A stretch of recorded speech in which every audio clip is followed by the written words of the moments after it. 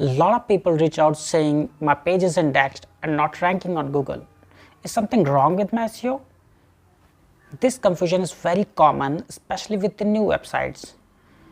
In this video, I want to tell you the simple but important difference between indexing and ranking, and why understanding it can save you months of frustrations.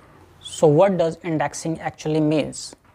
Indexing means Google has found your page and added it to its database.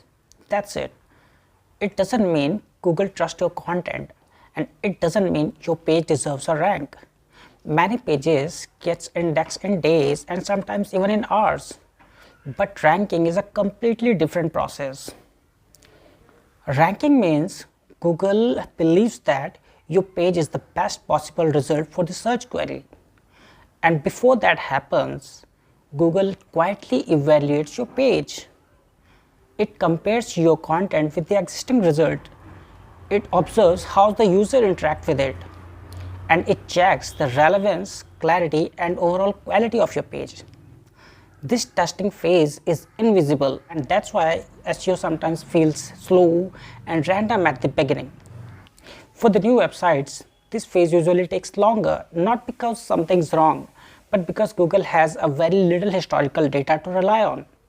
And that's where most people make mistakes. They keep changing the pages every week, tweaking headlines, rewriting content, and chasing shortcuts. And in reality, those constant changes often delay the trust instead of building it. And what works better is consistency.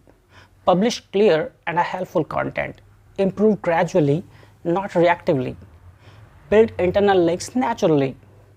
And give Google stable signals to evaluate. In my experience, the sites that stay calm and consistent usually break through faster than the sites that panic. So if your pages are indexed but not ranking, don't panic. Indexing is just the entry point. Trust and signals decides the ranking. So if you are working on a new website, patience combined with the right SEO fundamental is still the reliable strategy.